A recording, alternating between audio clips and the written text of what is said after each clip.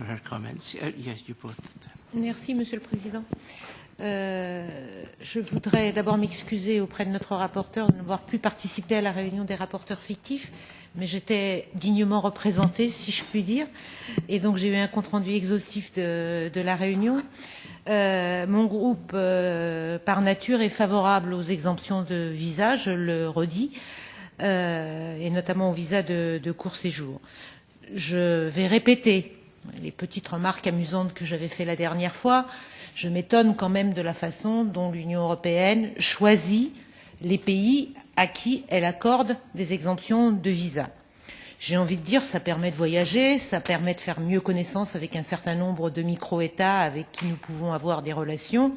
Elles sont quand même assez réduites en ce qui concerne les 3 États concernés, y compris pour des raisons géographiques. C'est des micro-États d'Océanie, dont 2 vivent quand même essentiellement de ressources touristiques sur les 3. Ce qui n'est, à mon avis, pas un hasard, et je crois qu'il n'y a aucune crainte en la matière, moi, si les informations que j'ai sont bonnes, sur les risques migratoires, y compris au regard de la population même de ces pays. Par contre, sur Colombie et Pérou, là encore, je m'étonne des choix.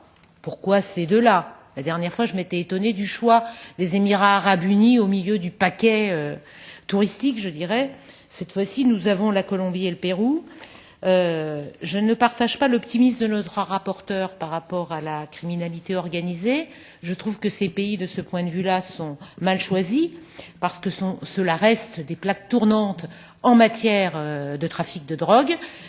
Je trouve que la Commission, le Conseil ont pour le moins une vision à géométrie variable des risques en matière de criminalité par rapport à la criminalité organisée.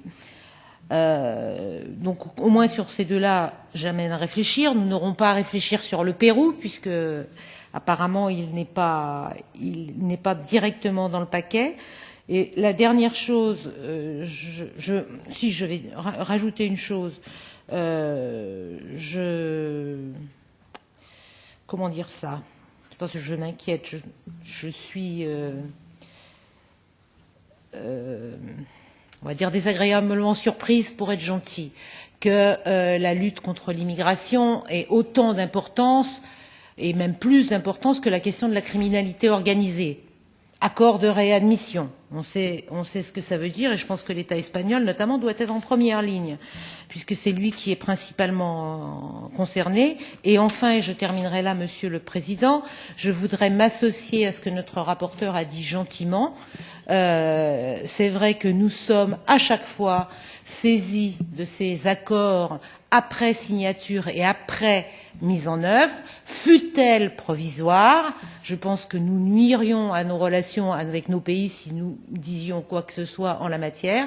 Donc ce n'est pas une méthode, et je m'associe à notre rapporteur pour que la Commission entende enfin le message du Parlement en la matière. C'est effectivement une mise en cause des prérogatives du Parlement européen que de se voir ainsi mis devant le fait accompli, parce que je crois qu'on peut le dire comme ça. Merci encore, Maria, parce que j'apprécie beaucoup le travail que l'on peut faire avec elle en la matière et la façon dont elle exploite toutes les pistes, y compris par rapport à mes propres inquiétudes.